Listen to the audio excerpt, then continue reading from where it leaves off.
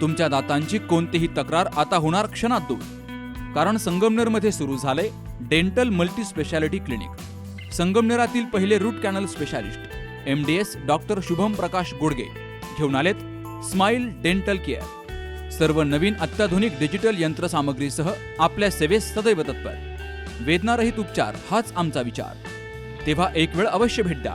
ठिकाण smile dental care, दुसरा मजला top 10 Imperial, Nashik Pune road, Sangamner. संपर्क 81 67 67 62 67. इंद्रायणींचं नाव चर्चेत होतं आणि इंद्रायणी म्हणजे आमचं ब्रह्मास्त्र आहे. आणि फक्त ब्रह्मास्त्राचा वापर आपण कायम पुराणांमध्ये इतिहासामध्ये पाहिला असेल तर ज्या वेळेस परिस्थिती एकदम आपत्कालीन असते आणि ज्यावेळेस कोणताही पर्याय उरत नाही त्यावेळेस ब्रह्मास्त्राचा वापर करावा लागला. अलीकडच्या काळामध्ये आपण त्याला ऍटॉम बॉम्ब, अणुबॉम्ब म्हणतो किंवा न्यूक्लिअर बॉम्ब म्हणतो. पण तो वापरला की कार्यक्रम सगळा फिट होऊन जात असतो. पण तो वापरायची गरज पडली नाही याचा अर्थ वातावरण कसं आहे हे मी सांगायची तुम्हाला काही गरज नाही. जो काही प्राथमिक अंदाज श्रीगोंद्याचा आलेला आहे त्यानुसार तुमच्या शहरामध्ये कमीत कमी 19 ते 20 जागा या भारतीय जनता पार्टीच्या आजच निवडून येत आहेत. वरच्या अध्यक्षपदालाही कोणती अडचण राहिलेली नाहीये. मी त्यांना एक तुमच्या सगळ्यांच्या मला खात्री होती आणि तुमची कुणाचीही सहमती न घेता त्यांना एक शब्द देऊन आलो आणि त्यांना सांगितलंय की साहेब आम्ही 19-20 नाही तर 23-0 ची तयारी करायला लागलेलो आहोत.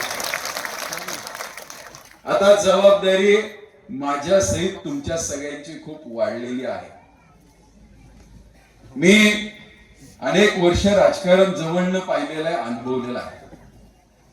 अशी सुवर्ण संधी कायम येत नसते. राजकारणामध्ये जनतेची भूमिका ठरलेली आहे. जनतेला बदल करायचा आहे.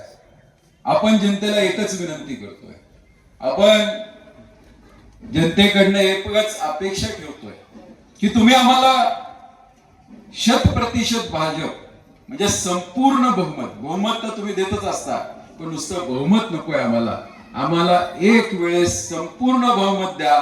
एकदा 23-0 करून दाखवा. या श्रीगोंद्याला विकास काय असतो त्या पद्धतीने आम्ही दाखवायचा प्रयत्न करू. तर माझी तुम्हाला एक विनंती आहे, जर वातावरण इतकं सकारात्मक असेल तर आमच्या सर्व 23 जणांना एकदा तुम्ही विश्वास टाकून पहा, एक संधी देऊन पहा. पॅनल मध्ये सुद्धा आपण नारी शक्तीला ताकद देण्याचा प्रयत्न केलेला आहे. जे आपले 23 उमेदवार आहेत या 23 उमेदवारांपैकी 14 उमेदवारी आपण ह्या महिलांना देण्याचा प्रयत्न केलेला आहे. महिलांना देण्याचं कारण असं की जवळजवळ 60% हे नेतृत्व महिलांच्या माध्यमातून दिलेलं आहे. ज्या वेळेस देवांचे हात थकलेले होते आणि देवांनी पराकाष्ठा करून थांबले होते आणि दानवाचा ज्या वेळेस नाश करायची वेळ आली होती त्या वेळेस आमच्या दुर्गेलाच अवतरावं लागलं होतं. प्रत्येक दुर्गेपर्यंत आपल्याला पोहोचणं गरजेचं आहे. प्रत्येक मातेपर्यंत आपल्याला पोहोचावं लागणार आहे की ही निवडणूक जातीपातीची नाही, ही धर्मांची नाही. जर धर्मावरती निवडणूक करायची असते, जर श्रीगोंदा तालुक्यामध्ये आपल्याला धर्माचं राजकारण करायचं असतं, जातीपातीचं राजकारण करायचं असतं तर आतापर्यंत 2दा श्रीगोंदा पेटला असता. त्याला जातीवरती सांगितलं जातं, त्याला जातीभेद काढायला सांगावं लागणार आहे. जिथे समाजावरती बोललं जातं तिथं समाजभेद समजून का सांगावा लागणार आहे. ज्या ठिकाणी आपला प्रचाराचा एकच मुद्दा पाहिजे तो म्हणजे विकास. आज तुम्ही जा, ज्यांना आज नेतृत्व करण्याची अनेक वर्ष संधी मिळाली त्यांच्या प्रभागामध्ये काय परिस्थिती आहे. इतकी भीषण परिस्थिती त्या 1 नंबर प्रभागामध्ये आहे की समोरच्या उमेदवाराचं धाडस सकट झालं नाही ते 1 नंबर मध्ये जाऊन उभं राहायचं. इतर ठिकाणी त्यांना उमेदवारी करावी लागली. हे दुर्दैव त्यांचं आहे. हे जनतेला समजून सांगावं लागणार आहे. बाबांना चादर चढवायची, चादर कोणत्या रंगाची चढवायची हे दुर्दैव श्रीगोंदा शहराचं झालेलं आहे की कोणत्या रंगाची चादर बाबांवर चढवायची याची जर चर्चा होत असेल तर हे दुर्दैव कुठतरी थांबलं पाहिजे. मला ज्यांनी कोणी नियोजन केलं त्यांचे विशेष आभार मानले पाहिजे.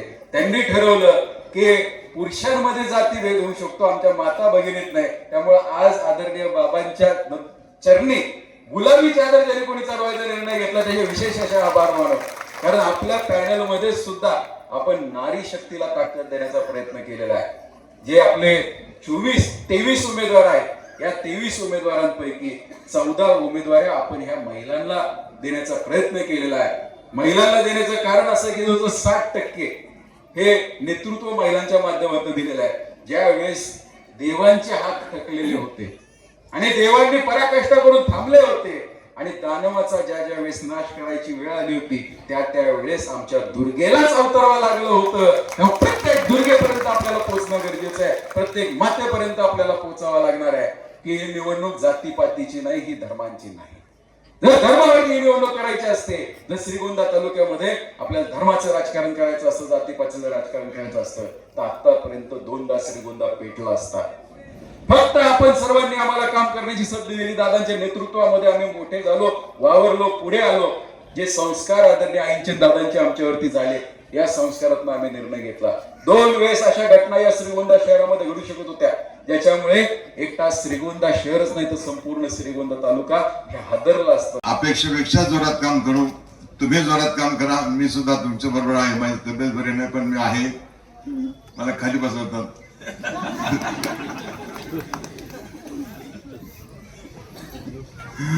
टायगर अभी जिंदा है मामा.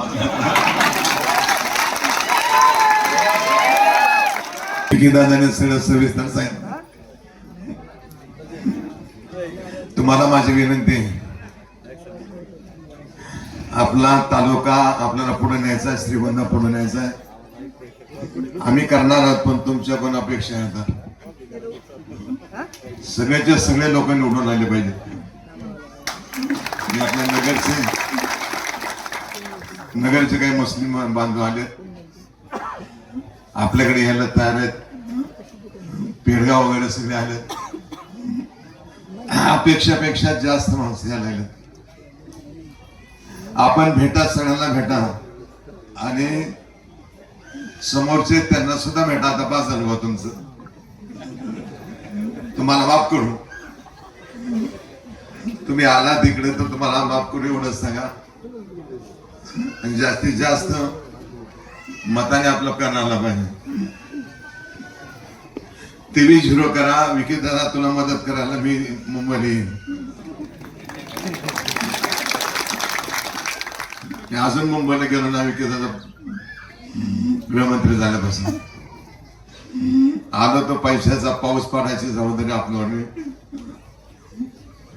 खूप मदत करू. श्रीगोंदा हा नगर जिल्ह्यातच नाही, महाराष्ट्रात पहिले 4-5 जे आहेत जिल्हे त्यामध्ये तुमचा जिल्हा येईल अशी व्यवस्था करू. कारण रस्ता आता एक कुठेतरी थोडं राहिला.